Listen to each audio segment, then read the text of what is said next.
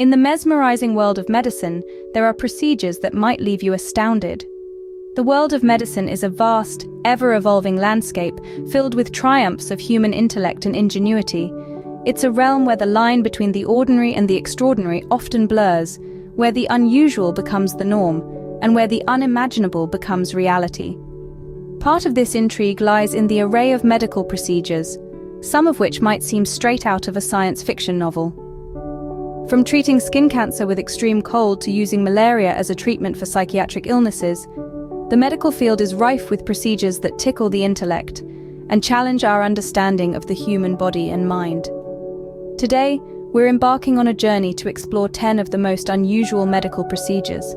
Some may make you raise an eyebrow, others might make you shudder, but all will certainly leave you amazed at the lengths to which medical science has gone to heal and help. Are you ready to dive into this fascinating journey through some of the most unique medical procedures? Stay tuned. Starting off our list is cryotherapy for skin cancer. A medical procedure that seems straight out of a science fiction movie, cryotherapy uses the power of extreme cold to wage war against skin cancer. The procedure involves applying liquid nitrogen, a substance so cold it can freeze and destroy almost any tissue it comes into contact with. The purpose? To kill cancer cells by freezing them. This might sound a bit harsh, but in reality, it's a targeted strategy that attempts to limit damage to healthy skin. The liquid nitrogen is applied directly to the cancerous area, creating a kind of frostbite that destroys the unwanted cells. Cryotherapy is typically used for early-stage or thin skin cancers, offering patients a quick, non-surgical option for treatment. And while the thought of freezing skin might make you shiver, it's important to remember that this is just one of the many ways that medical science is pushing the boundaries to combat disease. It's a chilling approach to cancer treatment, isn't it? Next on our list is a therapeutic procedure called rebirthing therapy. This unconventional method is not about delivering babies, but rather, it's an exploration of the subconscious mind. The process involves a form of breathwork that aims to resolve subconscious issues related to birth trauma.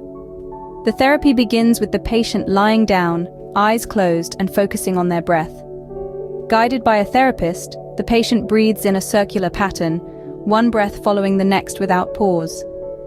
This deep and continuous breathing is said to stimulate the subconscious mind, bringing forth suppressed memories and emotions. The purpose of rebirthing therapy is to allow patients to confront and resolve the emotional wounds of their past, specifically those related to their birth or early childhood. It's believed that by addressing these deep-rooted traumas, individuals can achieve a greater sense of self-awareness and emotional freedom. This therapy, while intriguing, has sparked considerable debate within the medical community. Its effectiveness is subjective and largely depends on the individual's belief in the power of the subconscious mind. Quite unusual, wouldn't you agree? Moving on, we have a controversial procedure known as symphysiotomy.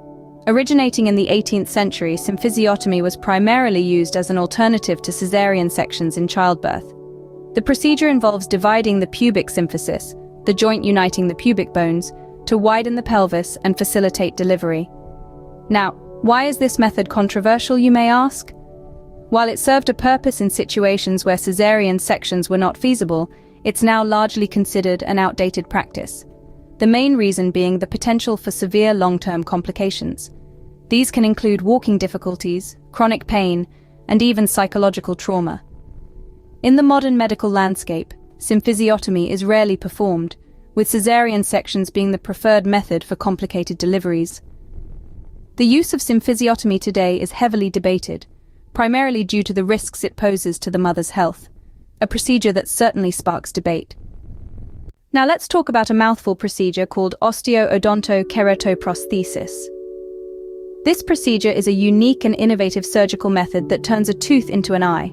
Yes, you heard it right, a tooth into an eye. So how does this work? Well, it's quite interesting. The osteo-odonto part of the name refers to the use of a tooth and part of the jawbone.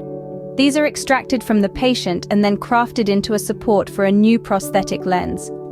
This tooth and bone combination is then implanted into the patient's cheek for a period of time, allowing tissues to grow around it.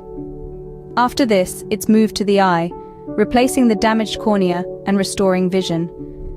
It's a remarkable procedure that gives hope to those with severe corneal scarring who are unable to accept a standard corneal transplant. It's a testament to the boundless creativity and innovation in the field of medicine. Turning a tooth into an eye? A visionary approach, don't you think? Next up is a contentious procedure: malaria treatment for psychiatric illnesses. Now, this might sound counterintuitive, using a disease to treat a disorder. But let's dive a bit deeper. This unconventional method was developed in the early 20th century by Austrian psychiatrist Julius Wagner Jahreg. He discovered that inducing a high fever in patients suffering from specific psychiatric conditions, particularly neurosyphilis, could bring about significant improvements. And what's a surefire way to cause a high fever? You guessed it, malaria.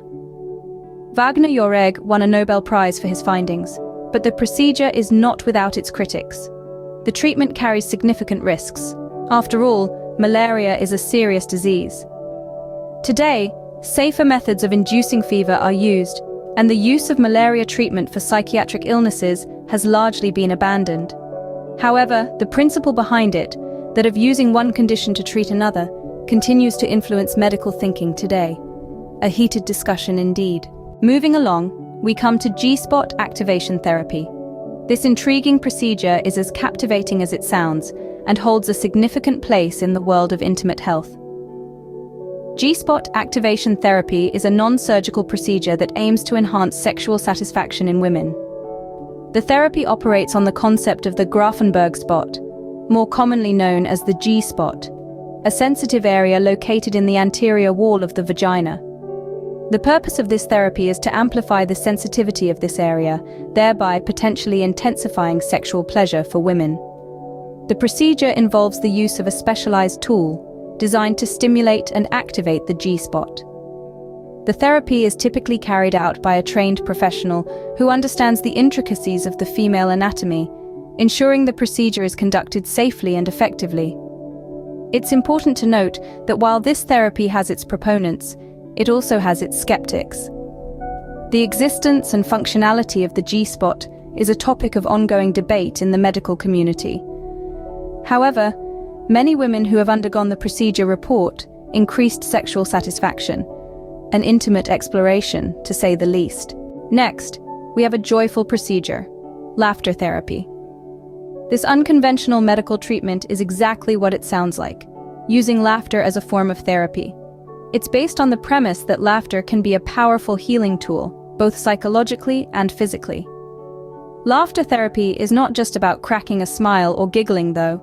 It involves deep, hearty laughter, the kind that comes from your belly and makes your sides ache. It's about letting go, being in the moment, and embracing the pure joy and absurdity of life. It's a form of therapy that has been used for a variety of purposes. Some use it as a stress reliever, a way to break down barriers and build social connections. Others utilize laughter as a form of pain management, finding that a good laugh can help distract the mind and reduce discomfort. There's also a growing body of evidence suggesting that laughter might have some tangible health benefits. It can stimulate the heart and lungs, increase blood flow, and even boost the immune system. So next time you're feeling down or under the weather, try a dose of laughter therapy. It might be just what the doctor ordered. A hearty approach to healing, wouldn't you say? Coming up next is Apitherapy. Now brace yourself for this one. Imagine being stung by bees on purpose. Sounds strange, right? Well, that's exactly what happens in Apitherapy. This unusual medical procedure leverages the healing properties found in bee products, such as honey, pollen, and even bee venom. The main purpose of Apitherapy is to treat various health conditions. It's an ancient form of therapy, believed to date back to the times of Hippocrates. The practice involves applying bee stings to certain areas of the body, aiming to stimulate the immune system and promote healing. The bee venom is said to contain powerful anti-inflammatory properties, and thus has been used to treat conditions like arthritis and chronic pain. Honey, on the other hand, is known for its antibacterial and wound-healing properties. Of course, it's crucial to note that this therapy should be administered under the guidance of a trained professional. After all, bee stings can cause severe allergic reactions in some individuals. A buzzworthy procedure indeed. Finally, we have sand burial therapy. This interesting therapeutic process finds its roots in the balmy oasis of Siwa, Egypt. Here, the sand isn't just a part of the landscape, it's a part of their medicinal practices too. So, how does sand burial therapy work? Patients are literally buried in the sand, with only their heads exposed. This might sound daunting, but it's actually quite soothing. The heat from the sand is believed to help alleviate a variety of ailments, like rheumatism and other joint pains. But why sand, you might wonder? Well, the sand in Siwa is said to have unique healing properties. It gets heated by the intense desert sun, and this heat is then transferred to the patient's body, providing a natural form of heat therapy. While it may not be the first choice for everyone, sand burial therapy offers an intriguing alternative to more conventional treatments. And who knows? Perhaps one day, it might just be the sandy solution to your aches and pains, a sandy end to our list. So there you have it, 10 of the weirdest medical procedures out there. From the chilling effects of cryotherapy for skin cancer to the unusual rebirthing therapy, the medical world never ceases to amaze us. We've explored the controversial symphysiotomy and the fascinating Osteo-odonto-keratoprosthesis. We've delved into the unconventional malaria treatment for psychiatric illnesses and the intriguing G-spot activation therapy. We've laughed with laughter therapy and felt the sting of Apitherapy. Lastly, we've buried ourselves in the knowledge of sand burial therapy. Each unique, each with its own purpose and potential benefits. This journey has been as enlightening as it has been peculiar, reminding us that the world of medicine is as vast as it is strange. If you've enjoyed this intriguing journey through the world of medicine, don't forget to subscribe to Unbelievable Top 10. Until next time, stay curious and keep exploring.